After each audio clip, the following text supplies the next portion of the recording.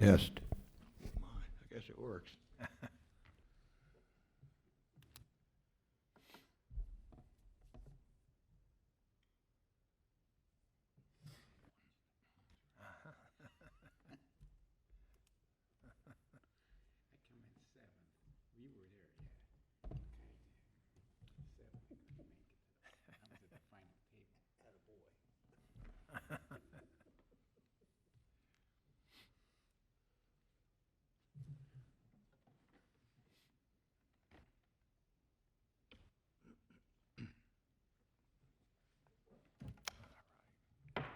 All right, good evening. I'll call tonight's meeting to order for Wednesday, January 3rd, 2024.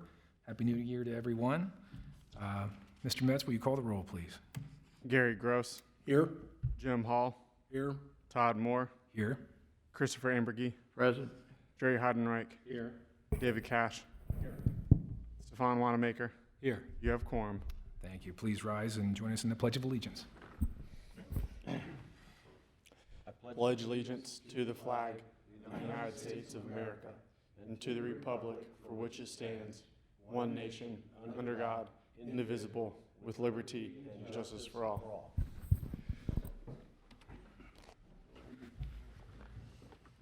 Well, next on our agenda is our meeting minutes from October 4th, 2023. Any revisions or corrections to the minutes? Yes. It's page 3, but I've got to find out which one it is, the second one, I think. We have variance request 2023, 4500 Central Avenue, but the subject was actually 310 Gideon Road. Perfect. Okay. Any other comments? Any other changes? Good eye, Mr. Amberby. Okay, anything else? Make a motion to accept the minutes. Okay, do we have a second? Second. Who was the second? I was. Perfect. Okay. Mr. Wanamaker. Yes. Mr. Cash. Yes. Mr. Heidenreich. Yes. Mr. Ambergy. Yes. Todd. Mr. Moore. Yes. And Mr. Hall. Yes. Mr. Gross. Yes. Okay, that brings us to our first case this evening. This is case 124. Before we get started, Mr. Cash will swear you in, Mr. Metz. Solemnly swear that the testimony you're about to give before this board will be the truth, the whole truth, and nothing but the truth, so help you God. I do. So tonight before us, we have a bit of an appeal.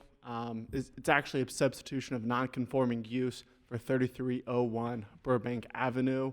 The property is currently zoned R4 Attached Residential District, and the variance requested is to allow for a tattoo parlor to replace a hair salon as a substitution of a non-conforming use that would otherwise be prohibited by the standards set forth in the Middletown Development Code. We've not reviewed this, a substitution of a non-conforming use, since I've been here, and I'm not sure if any of you have. So if you have any questions, and at any point in time, please stop me and I can answer them for you. So the property is zoned R4 Attached Residential District. The purpose of the R4 Attached Residential District is to provide for moderate to high density residential development, generally located in the core area of the city that reflects the historic urban pattern in and around downtown Middletown. As you can see, table 1204-3, principally permitted uses, the R4 district prohibits a lot of variety of different uses, including personal service establishments. Both a hair salon, barbershop, and a tattoo parlor would all fall in the bottom category under retail sales and services as a use category, and then use type is personal service establishments. They all provide a personal service, so they would all fall under the same use type.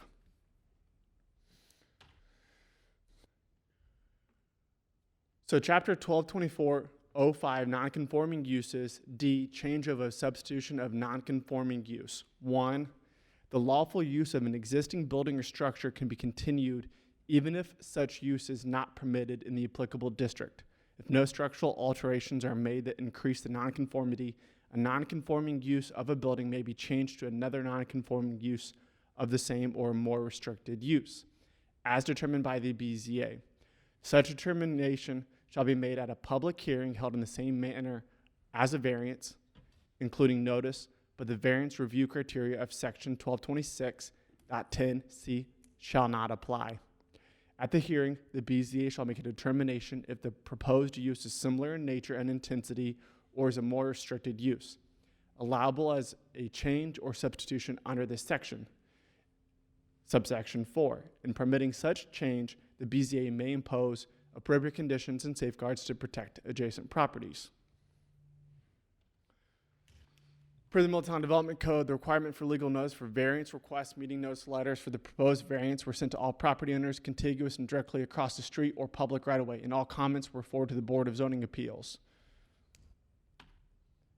And then appeals. Any person or entity claiming to be injured or aggrieved by any final action of the Board of Zoning Appeals has the right to appeal the decision to the Court of Common Pleas as provided in Ohio Revised Code chapters 2505 and 2506. So if it's fine with you, I'd like to kind of just go back and recap everything that's going on. So currently this property is a mixed-use building. It's clearly a mixed-use building in the picture, as you see below. There's been apartments in the upper floor and the lower floor. It's been used as a commercial use ever since its construction. At one point in time, the property was there was a zone change from what would be comparable to a B1 to R4. It was just a whole entire blanket zone change, which made this lower floor of this building, however many decades ago, become non-conforming. Ever since then, it's stayed a variety of different commercial uses on the lower floor, whether it's commercial or like a personal service establishment. However, since it's R4, I was not able to approve the tattoo shop or the tattoo parlor as is because I cannot write it as a non-conforming use because it was a hair salon. Now that it's changing use, I can't just write it as a non-conforming use. We have to come through to the Board of Zoning Appeals, as stated in the previous section, to write it as a substitution of a use. Now, let's say that our applicant, Samantha Parsons, leaves. Another tattoo shop could come in there and continue that non-conformity. However, a hair salon would not be able to. So it's a little bit of an incongruency. I talked to our law department, wanted to see if a use variance would be able to solve this. And unfortunately, it would not, because a use variance would require them to state a specific type, such as this is a tattoo parlor, and it's going to stay a tattoo shop. It's going to stay a tattoo shop permanently. Whereas I asked if they could do a use variance for the personal service establishment, which is the use type, if they could just label it as a personal service establishment and leave it as a broad overview term, and I was told no. So the quick and easiest path to get this applicant operating her business was a substitution of non-conforming use. Possibly the tenant will have to, not the tenant, the property owner will have to look at a zone change. Now this would be considered spot zoning, so there may be an issue with that, but there's a section for zone changes and map amendments that would allow, if a use variance is not permitted or not congruent, then a map amendment or a zone change would be the next best use. So, and those processes take, anywhere between 4 to 6 months. So this is the quickest, easiest way to get this applicant moving forward. If I may ask, so if the tattoo shop were to be permitted, and like you said, for some reason they leave, a hair salon, another tattoo shop could come, but not another hair salon. They would have to go through this same process, is that correct? Same process until a zone change would be completed. Okay, so if for some reason, and I hope this isn't the case, I hope it's a very successful business, but if it has to change year after year, is this the process that they would use until a zone change? Okay. As long as it's under it's still under the branch of a personal service establishment. Let's say if they wanted to change it to indoor manufacturing, then that would be vetoed. But Right. yep, very similar. And then as far as review criteria, as stated in the previous subsection, there is no review criteria. This is solely on the Board of Zoning Appeals to make a determination if this is any more non-conforming than a hair salon. So things you'd look at would be number of customers coming in and out, which would most likely be less, noise, etc. So Another clarification, if I may. On the building, is it the salon on the right, or was it the boutique/salon that was on the left? Which, is it 3305 or 3301? I would like to defer to the applicant or property owner if possible. Any other questions? So I think you just answered this question. If the proposed use is similar in nature and intensity meaning the flow of, the traffic flow in and out? Intensity can be viewed any way that you would perceive it, but generally in city planning, we view it as number of customers coming to and from the site, so traffic, noise, pollution, etc., which all would be at a comparable level or less. Okay. That's what I thought you meant. Well, this is a public hearing. I'll now open the public hearing. Anyone wishing to speak in favor, please come forward. Mr. Cash will swear you in.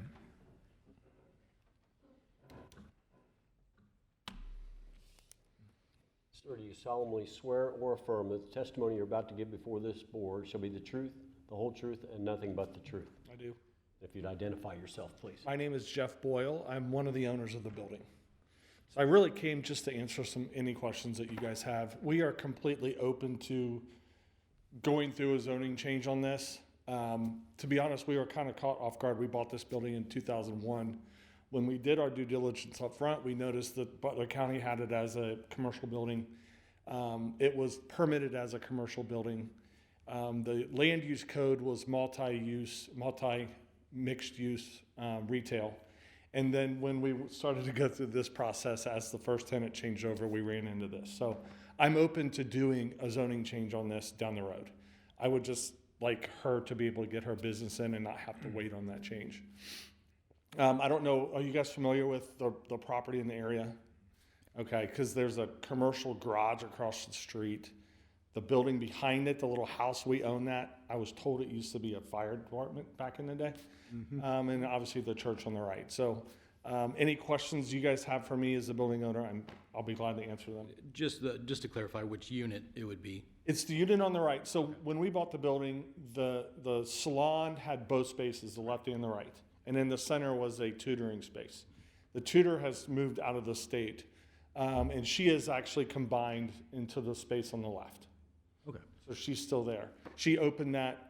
She had a salon and a boutique, and I guess she opened it right before COVID, and it just didn't take off. So she ended up combining in the space on the left, and now the one on the right is empty. So, sir, you're the property owner, but not the operator of the tattoo shop. Is this? That's correct. All right. She'll be up next. I'll ask her my questions then. Thank you. I have one question, and what is the approximate size for that side on the right that you're considering? The space is 550 square feet. The signage on the top, I'm going to say that it's probably, No, the size is all I was confused. Oh, yeah, it's about 550 square feet. Rooms, or you know what it's, how is it sectioned off? yeah, so when you walk in, it's really sectioned off. When you walk in, there's a space a wall about 10 feet back, so it's kind of a lobby area in the front. Right behind it, there's another space that's probably another 12 feet deep, and it has a spot where they had two wash bowls for hair. And then there's a little utility room that has a washer and dryer in it. And then off a little hallway in the back, there's a bathroom. And then there's a little furnace room. So it actually lays out pretty well for what she's trying to do. Given that it was a hair salon before that, it kind of makes sense. Any other questions for me? Any other questions? Thank you, sir. Okay. Thank you. Anyone else wishing to speak in favor, please come forward. You don't have to, but if you'd like to, you can. Do you solemnly swear or affirm that the testimony you're about to give before this board will be the truth, the whole truth, and nothing but the truth? I do. Identify yourself, please. My name is Samantha Parsons. You have to speak up a little bit. My name is Samantha Parsons, and I would be like the business owner, tattoo artist in this situation here. Questions? I do. Do you have a tattoo parlor elsewhere now that you're operating? So right now I am renting a space at a salon in Westchester. And I know the Ohio Department of Health requires certain certifications for body art. Right. Are you certified as a tattoo artist or body art artist, I guess is the proper term? Correct, yes. Okay. Are you the only one going to performing the tattoos? So I would like to start off as myself. I do have a couple other people that I may or may not bring in, depending on the Board of Health. Sometimes that can be a little bit complicated, bringing on other artists in one space. But the people that I do bring in aren't going to just be anybody. Initially, you're the only employee. Right. It's going to be more of a private studio than anything. How many on a daily or whatever frequency, whatever duration period you want to pick, what would you anticipate your clientele to be per day, per week? Yeah, I typically have about one client a day. Yeah, and we'll spend the whole day together. Otherwise, I have one in the morning, one in the afternoon. Is it by appointment, basically? It's not an open Pretty much, drive-up yeah. thing? Yeah, we're, for the most part, I'm like a private studio. I'm not too keen on the walk-in, in and out type deal. I think you pretty well answered it with your, not too many walk-ins, but you have any idea what your hours of operation would be? Right now, I'm operating at 12 to 8. So I'll probably be around that. I work Wednesday through Saturday. If I am able to get the space, I will probably switch to Tuesday through Saturday, 12 to 8.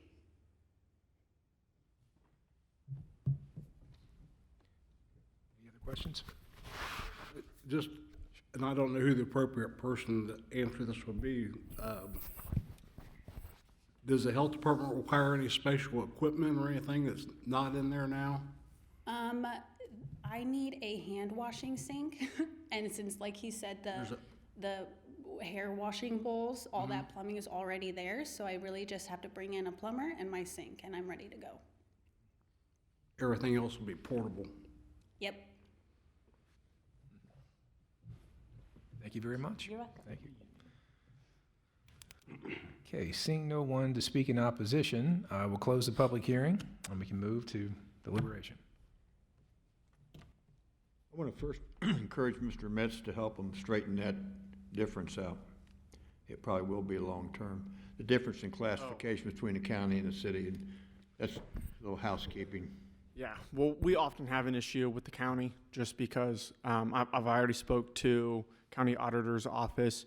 They have informed me that they will mark a building a particular way based off of when they drive by after a recent sale. They'll just look at the building, see if it's commercial or see if it's residential. It's purely based off of their interpretation of what it looks like from the outside, and then that's how they mark it.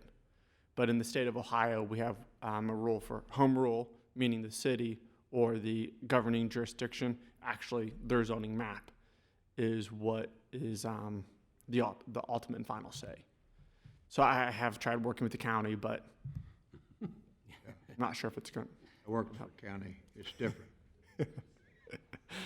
Okay, it's not going to cause them any problem, I guess what I'm saying, because it causes this owner problems and it's going to cause some other owners problems. Correct. So it's not going to necessarily affect this current owner now, but it has been an issue with previous owners when they do go and buy a building. They think it's commercial or they think it's residential. They come and talk to the city and say they would like to do a particular use, and then I have to be their bearer of bad news and tell them, unfortunately, that's not what our zoning map is based off of. However, we do work with a lot of realtors and title offices for the loans for home loans or for commercial loans, and I do often speak to them, probably 10 to 15 a day. Okay. So I guess the question again for us is substitution of non-conforming use. I believe that, I think the questions have been very, very relevant to this situation. It sounds like it's just about an ideal scenario for a substitution. Any other comments?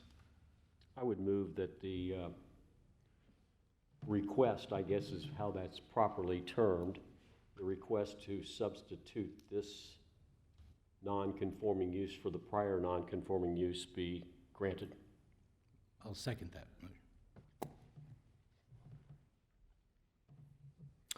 Gary Gross, Yes? Jim Hall, Yes. Todd Moore, Yes. Chris Rambergy, Yes. Jerry Heidenreich, Yes. David Cash, Yes, Stephen Wanamaker. Yes. Okay. good luck. So I will write both of you an outcome letter, basically just saying that you are approved, and then I'll follow up. I have your email address. I'll follow up talking to you about a zone change and the process for that. Yeah, absolutely. Good luck, folks.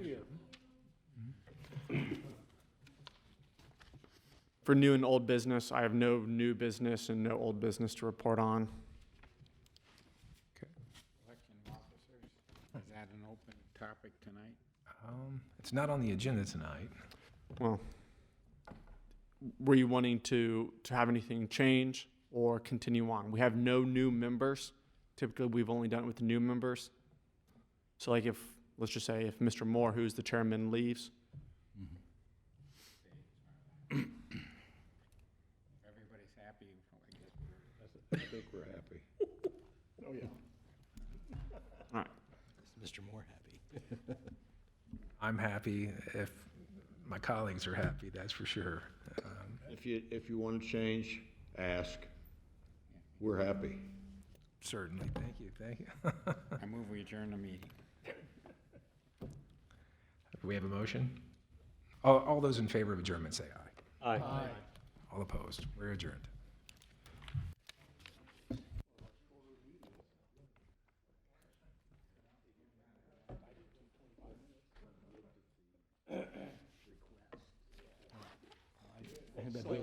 I had that building listed when you bought it. Oh, did you? So, yeah, it's always been commercial. It's always Yeah, been a it service. has been. Well, down there, it's always been.